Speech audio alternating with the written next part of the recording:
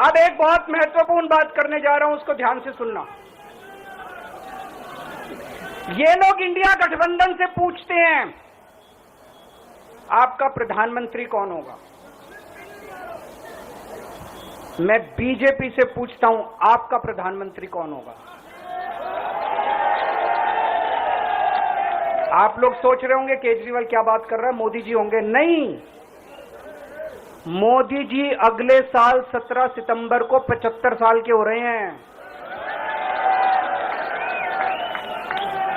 BJP के अंदर मोदी जी ने 2014 में मोदी जी ने खुद ने रूल बनाया था कि बीजेपी के अंदर जो भी 75 साल का होगा उसको रिटायर कर दिया जाएगा। सबसे पहले आडवाणी जी को रिटायर किया गया, उसके बाद मुरली मनोहर जोशी जी को रिटायर किया गया, फिर सुमित्रा महाजन को रिटायर किया गया, फिर यशवंत सिन्हा को रिटायर किया गया। अब मोदी जी अगले साल 17 सितंबर को रिटायर होने वाले हैं। तो मैं बीजेपी से पूछना चाहता हूं आपका प्रधानमंत्री का दावेदार कौन है। दोस्तों, अगले साल 17 सितंबर तक अगर इनकी सरकार बनी, तो उस पर भी आऊंगा मैं, अगर इनकी सरकार बनी तो पहले अगले 2 महीने में योगी जी को निपटाएंगे ये, और उसके बाद मोदी जी के सबसे खास अमित शाह को ये प्रधानमंत्री बनाएंगे। तो मैं लोगों को, देश के लोगों को आगाह करना चाहता हूं, मोदी जी अपने लिए वोट नहीं मांग रहे। मोदी जी अमित शाह को प्रधानमंत्री बनाने के लिए वोट मांग रहे हैं। मैं पूछना चाहता हूं मोदी जी से और अमित शाह जी से, ये मोदी की गारंटी पूरी कौन करेगा? क्या अमित शाह मोदी की गारंटी पूरी करेंगे? जब आप अगर जो वैसे तो मेरे को लगता है मैं भी आऊंगा उसके ऊपर, मुझे नहीं लगता इनकी सरकार बन रही है, लेकिन जो बीजेपी को वोट देने जाएं वो ये सोच के जाना कि आप मोदी जी के नाम पे वोट नहीं दे रहे, आप अमित शाह के नाम पे वोट दे रहे हैं।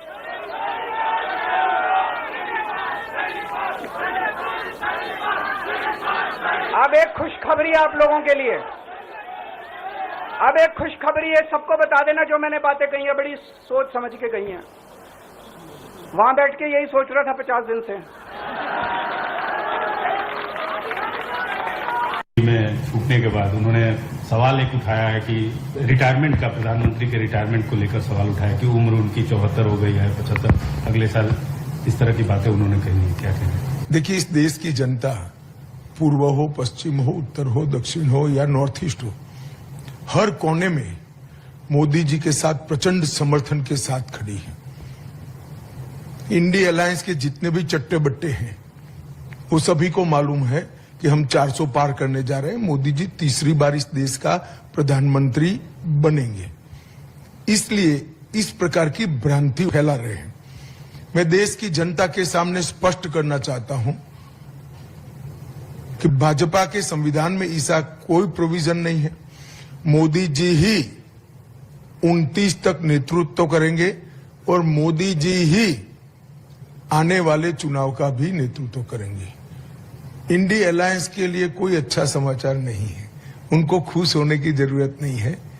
उनको ज्यादा परिश्रम करना चाहिए, भ्रष्टाचार बंद करना चाहिए और लोगों के प्रति सहानुभूति और संवेदनशीलता के साथ काम करना चाहिए। इसकी जगह इस प्रकार के झूठे भ्रम फैलाकर वो चुनाव नहीं जीत सकते। मोदी जी इस देश को बहुत आगे ले गए हैं और मोदी जी को इस देश को और आगे ले जाना है। किसी भी प्रकार की कोई कंफ्यूजन भारतीय जनता पार्टी के कोई क्वार्टर में नहीं है। ये देश की जनता को स्पष्ट होना है।